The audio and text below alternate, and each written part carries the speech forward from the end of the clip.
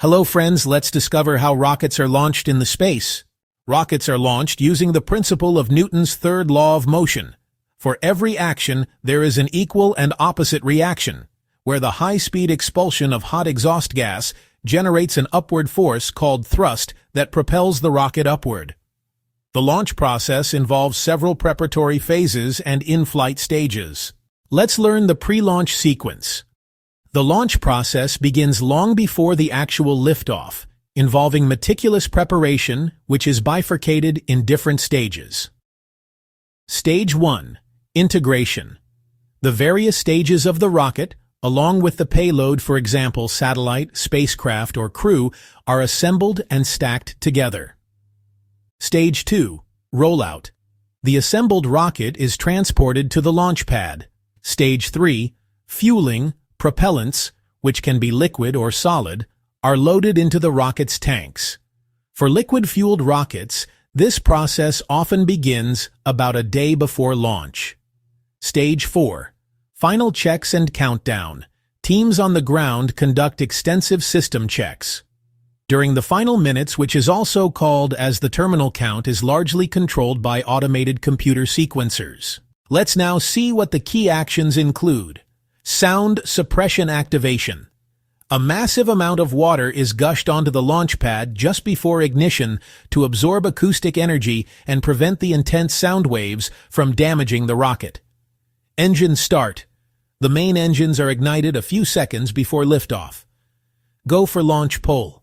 The launch director and mission managers give final approval before the automated sequence proceeds to T-0. Other phases of rocket launch include launch and ascent phases. Once the countdown reaches 0, the rocket begins its flight, which is broken down into several key phases. Phase 1. Liftoff and powered flight. The thrust from the engines must exceed the force of Earth's gravity for the rocket to lift off. The rocket ascends vertically, and then begins to progressively lean over into a pre-planned trajectory, often a gravity turn, to gain horizontal speed, which is crucial for achieving orbit. Phase 2. Max Q. The rocket passes through the point of maximum aerodynamic pressure known as Max Q, where the structural loads on the vehicle are at their peak. The rocket is designed to withstand this stress. Phase 3. Stage separation. As the rocket climbs and burns fuel, its mass decreases. To increase efficiency, the empty first stage is jettisoned once its fuel is exhausted. The second stage engines then ignite to continue the ascent. This process, called staging, is repeated for subsequent stages. Phase 4. Fairing separation.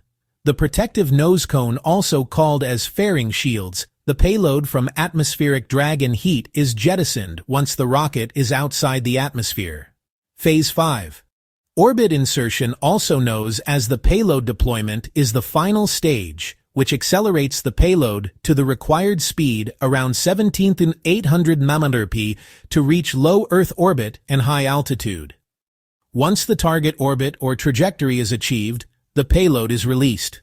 After deployment, the spacecraft begins its mission operations, while some modern first-stage boosters may perform a propulsive landing for future reuse.